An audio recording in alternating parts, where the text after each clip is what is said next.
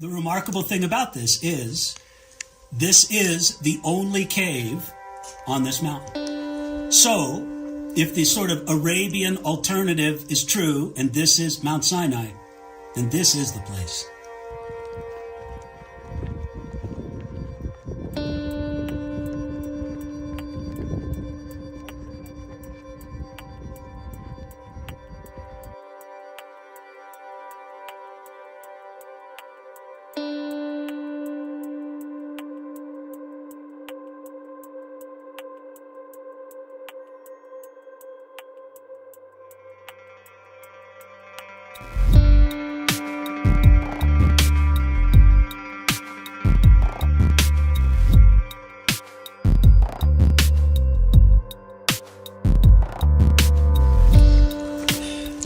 And Ahab told Jezebel all that Elijah had done, and how he had executed all the prophets with the sword.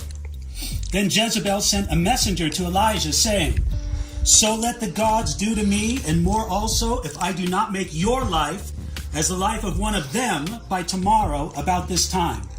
And when he saw that, he arose and ran for his life, and went to Beersheba, which belongs to Judah, and left his servant there. But he himself went a day's journey into the wilderness, and came and sat down under a broom tree. And he prayed that night that he might die.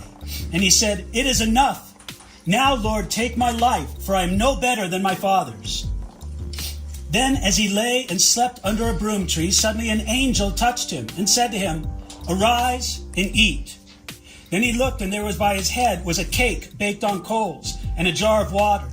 So he ate and drank and lay down again. And the angel of the Lord came back a second time and touched him and said, "Arise and eat, because the journey is too great for you." So he arose and ate and drank, and he went in the strength of that day, of that food, 40 days and 40 nights, as far as Horeb, the mountain of God. And there he went into a cave and spent the night in that place. And behold, the word of the Lord came to him, and he said to him, "What are you doing here, Elijah?"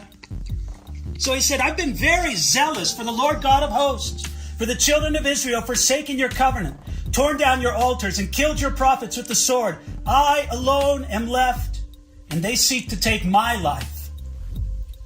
Then he said, "Go out and stand on the mountain before the Lord."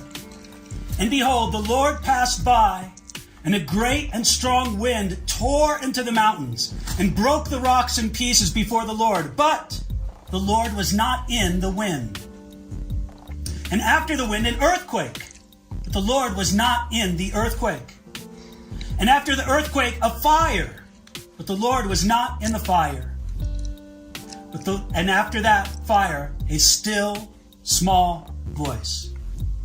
So it was when Elijah heard it, that he wrapped his face in his mantle, and went out and stood in the entrance of the cave. Suddenly a voice came to him and said, "What are you doing here, Elijah?"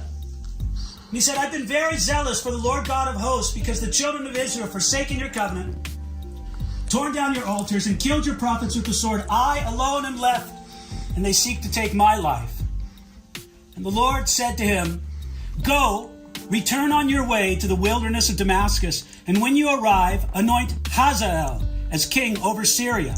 Also you shall anoint Jehu, the son of Nishmi, as king over Israel. And Elijah, the son of Shaphat, of Abel Maracha, you shall anoint as prophet in your place. It shall be that whoever escapes the sword of Hazael, Jehu will kill. Whoever escapes the sword of Jehu, Elisha will kill. Yet I have reserved in 7,000 in Israel, all whose knees have not bowed to Baal, and every mouth that has not kissed him." God met Elisha in just a quiet, I've heard the idea of a still, small voice, perhaps being something like a whisper. Just a soft voice. God said, "That's how I'm going to speak to you." And I love what God said to Elijah. He gave him more work to do. Go anoint this guy king over Syria. Go anoint this guy the next king over Israel. Go get Elisha and train him up as your successor. Elijah wanted to die. God said, no, I've got more work for you to do. And he even gave him the one who would be his successor. And when God heard from Elijah twice, I alone am left. There's nobody left. You know, not only was Elijah mourning that he was alone, but that was also his way of confessing that he felt like his work was a failure. There's nobody there. Who have I won? And God said, there's 7,000. 7,000 that you don't know about. What an encouragement that must have been to Elijah. And the last thing I would say, I know Miles and Silvan would have other things, but you know, Elijah cried out to God, God, take me, kill me, take my life. Lots of us have been there. I don't want to go anymore, Lord. Take my life. You know, not only did God say no to Elijah, he said no so emphatically that he never died. He was carried up alive on a whirlwind into heaven. And since God said, no, no, and no again. Not only am I not going to take your life now, I'm never going to take your life. You're going to come up, you're going to be unique and come up alive to heaven. I think that's pretty awesome.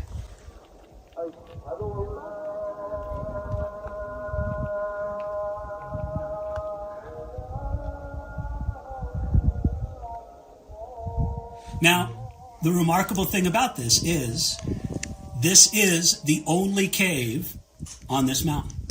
So, if the sort of Arabian alternative is true, and this is Mount Sinai, then this is the place.